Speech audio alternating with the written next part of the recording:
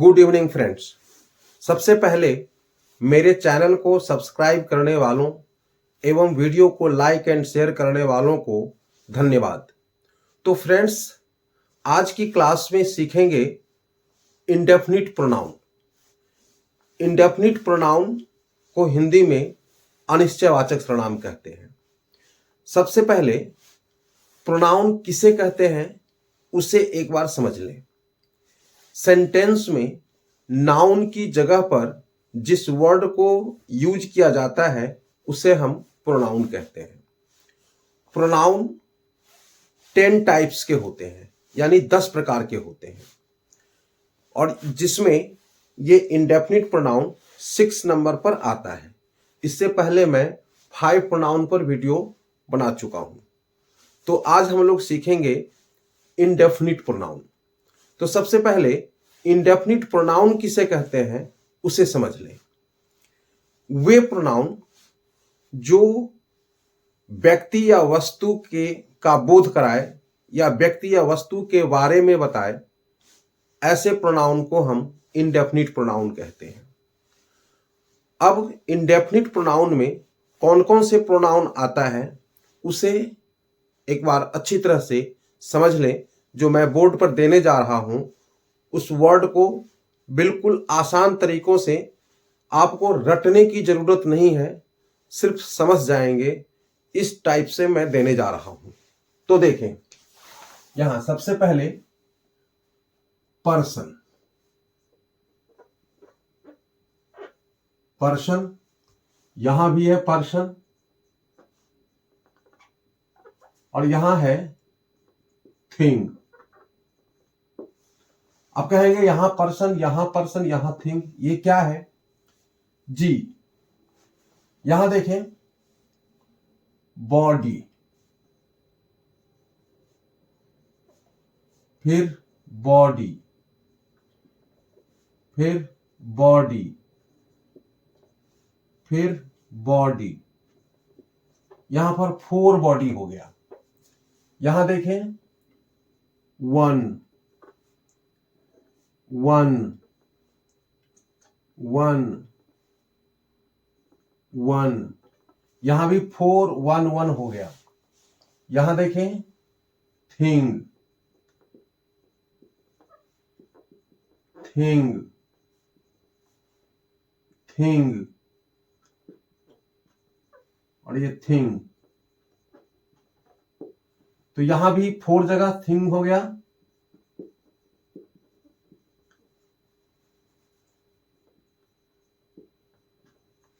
अब यहां पे ये body body body, 1 1 1, thing thing thing. अब इसके पहले देखें, यहां पर लगा दें एवरी, यहां पर लगा दें सम, यहां पर एनी, यहां नो। तो everybody, somebody, anybody, nobody.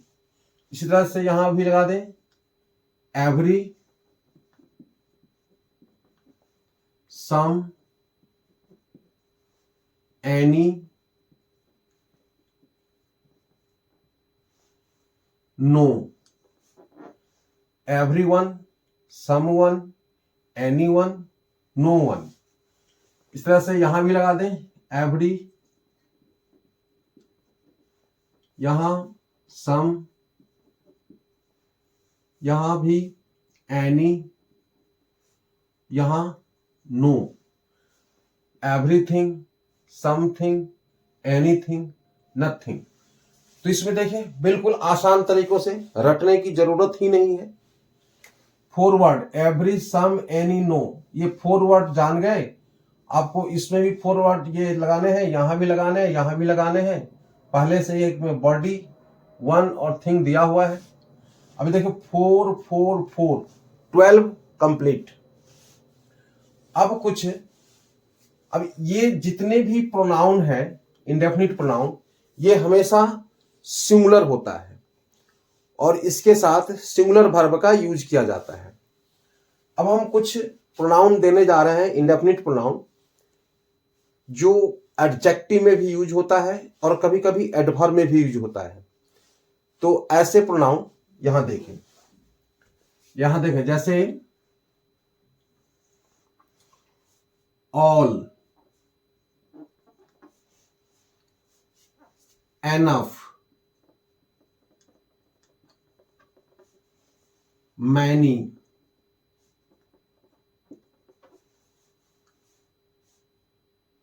Much, most. ये 5 हो गया। All, enough, many, much, most. ये भी प्रोनाउन में यूज होता है। अब यहां देखें सम, एनी, फ्यू, लिटल और एक होता है वन, अदर, अनदर। अब यहां देखें इसमें ये नंबर और क्वांटिटी, क्वालिटी दोनों के लिए आता है। नंबर और क्वालिटी के लिए ये दोनों नंबर यानी संख्या का भी बोध कराता है और क्वांटिटी मात्रा का भी बोध कराता है। तब समझ गए होंगे। इसका हिंदी भी अगर आप चाहे हिंदी भी मैं देता हूं। एवरीबॉडी यानी हर व्यक्ति,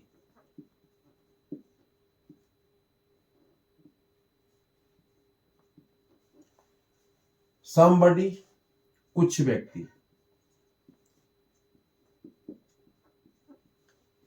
एनीबॉडी कोई व्यक्ति,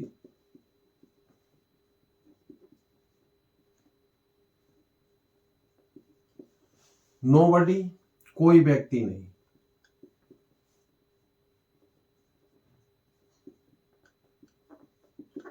इसी तरह से एवरीवन हर एक व्यक्ति, हर एक व्यक्ति यहां जगह नहीं है। समवन कोई व्यक्ति या कोई एक व्यक्ति।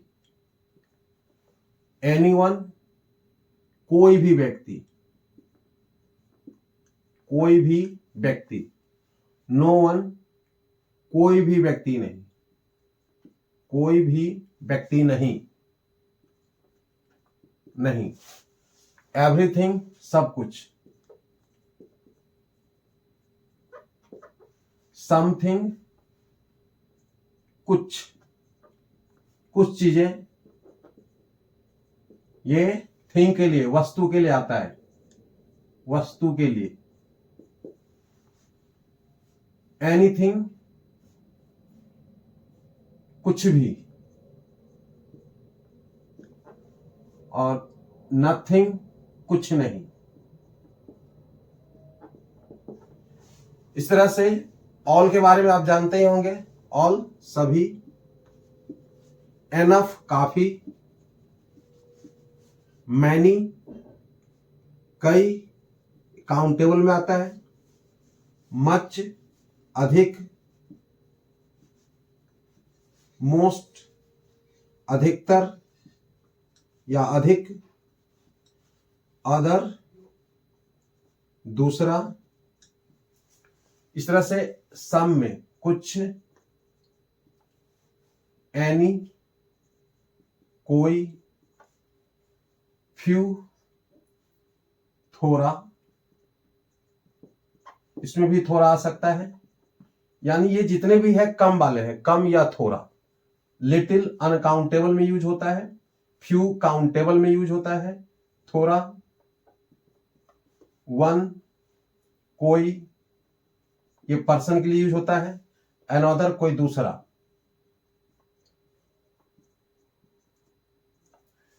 तो इस सबका हिंदी में दे दिया हूं, इसे अवश्य नोट कर लेंगे और एक दो बार इसे रीडिंग करेंगे तो समझ में आ जाएगा। अब हम लोग सेंटेंस के थ्रू इसके सेंटेंस हम किस तरीके से बनाएंगे वो समझें, इसका यूज हम कैसे करेंगे सेंटेंस में।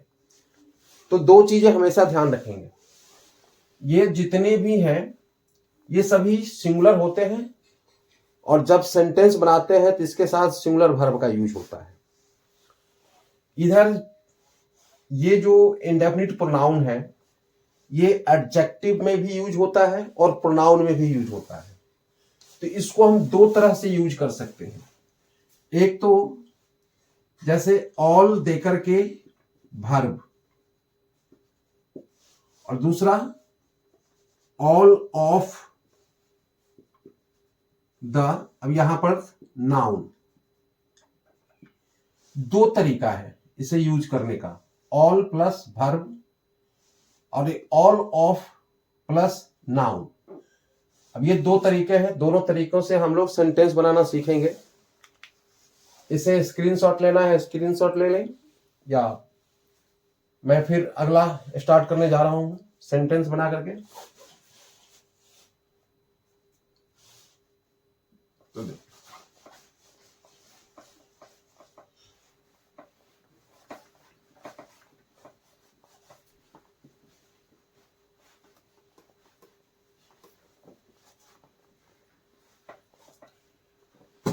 अब देखें यहां जैसे समवन,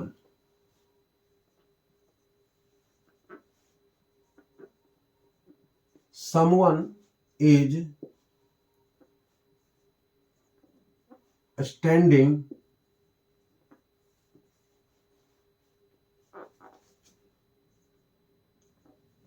at the door।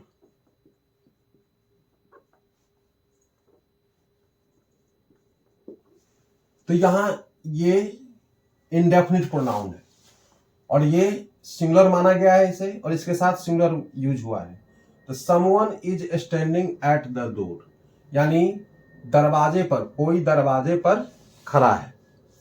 इसी तरह से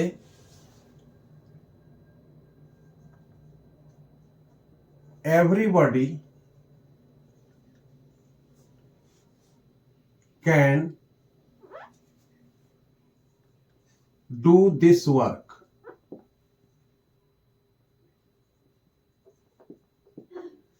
तो एवरीबॉडी ये भी प्रोनाउन आया है, indefinite pronoun. Everybody can do this work, यानी हर व्यक्ति इस कार्य को कर सकता है। इसी तरह से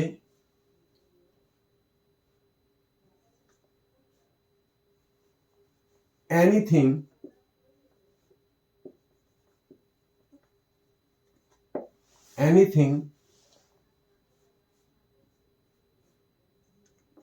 can be in this box। तो एनीथिंग कुछ भी, ये आता है थिंग के लिए। Anything can be in this box, यानी कुछ भी इस बॉक्स में हो सकता है। तो ये भी प्रोनाउन में आ गया, इंडेफिनिट प्रोनाउन में। तो इस तरह से और भी ले लें,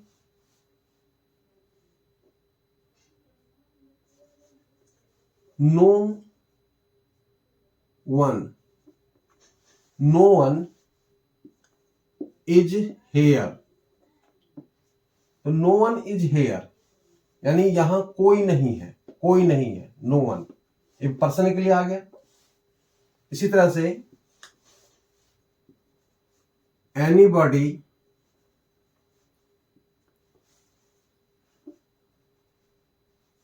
can enter in this room। तो anybody can enter in this room, यानी कोई भी व्यक्ति इस रूम में प्रवेश कर सकता है, ये भी। तो इसी तरह से nothing nothing has been done. तो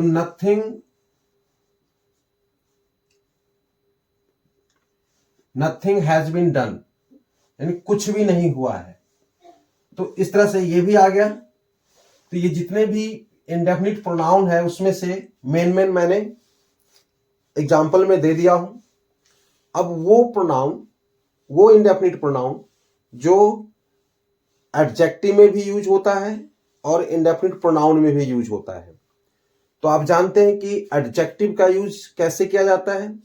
एडजेक्टिव का यूज यानी नाउन के पहले, नाउन या प्रोनाउन के पहले जब आता है तो वो एडजेक्टिव का रूप हो जाता है।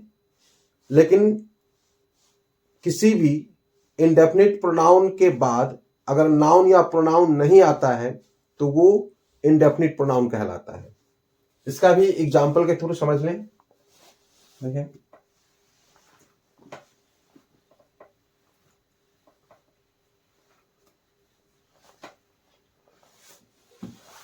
जैसे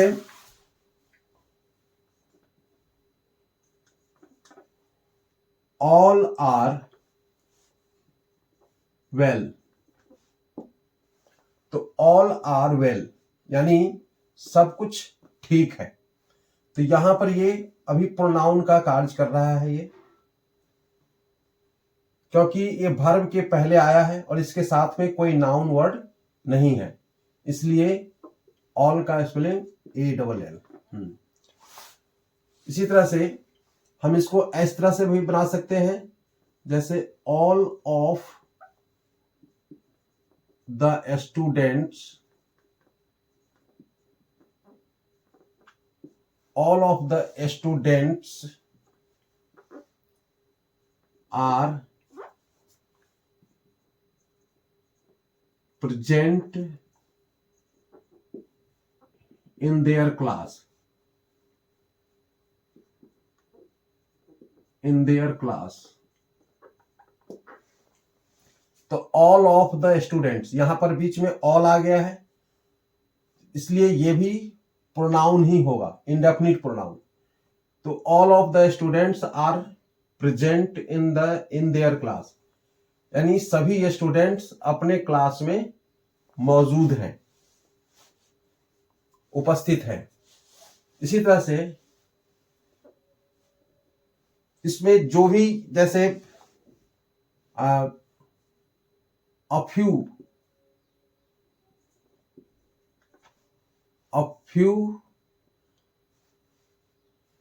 books, a few of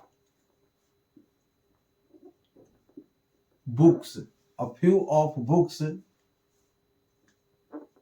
are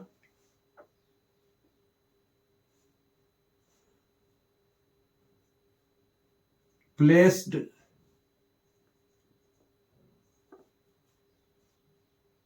on the table।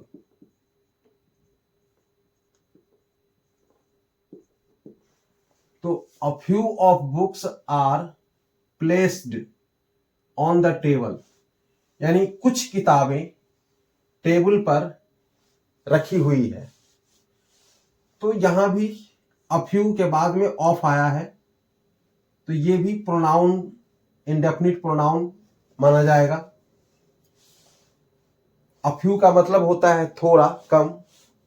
इसी तरह से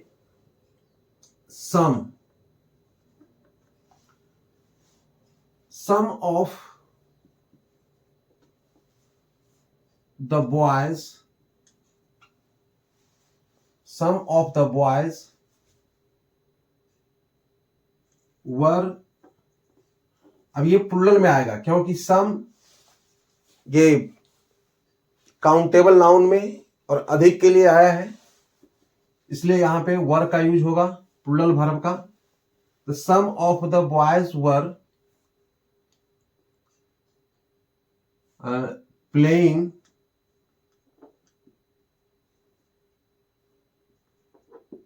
इन द फील्ड। तो कुछ लड़के यानी कुछ लड़के पार्क में खेल रहे थे या फील्ड में खेल रहे थे। तो यहां भी ये प्रोनाउन हो गया सम। अच्छा, ये फ्यू तो आता है काउंटेबल के लिए, नंबर के लिए, लेकिन सम नंबर और क्वांटिटी दोनों के लिए आता है। जैसे some of the milk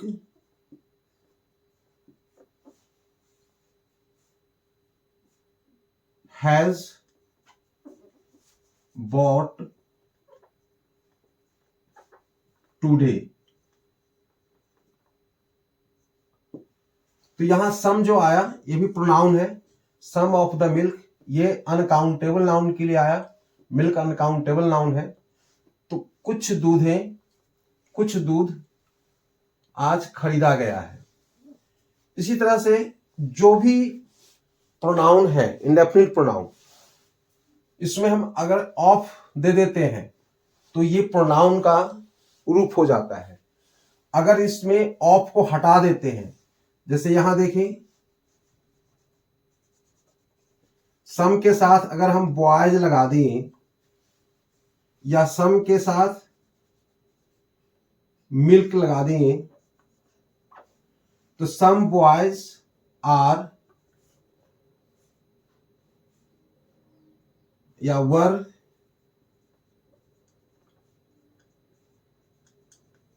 playing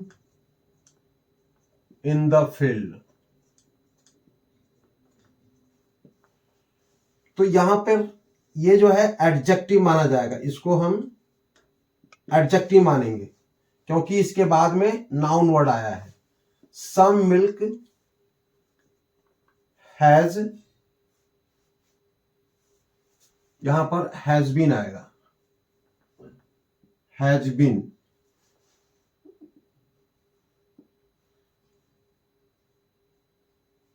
तो some milk has been bought today। तो कुछ दूध आज खरीदा गया है। तो ये भी यहां पे सम अनकाउंटेबल नाउन में ये एडजेक्टिव का कार्य कर रहा है। तो देखें, जो भी ये प्रोनाउन दिया गया है जो सिंगल में आया है, एक तो डबल में आया है, बॉडी वन और थिंग लग करके, वो तो ऑलवेज सिंगुलर माना जाएगा उसको, और उसके साथ वर्ब सिंगुलर लगेगा।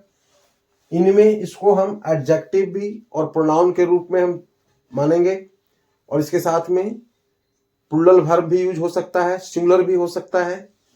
तो इस तरह से आप इंडेफिनिट प्रोनाउन समझ में आ गया होगा आपको। तो मैं समझता हूं ये कॉन्सेप्ट क्लियर हो गया होगा। अगर किसी प्रकार की कोई कमी हो तो कमेंट अवश्य करेंगे। फिर अगले वीडियो में मिलेंगे, तब तक के लिए बाय, जय हिंद।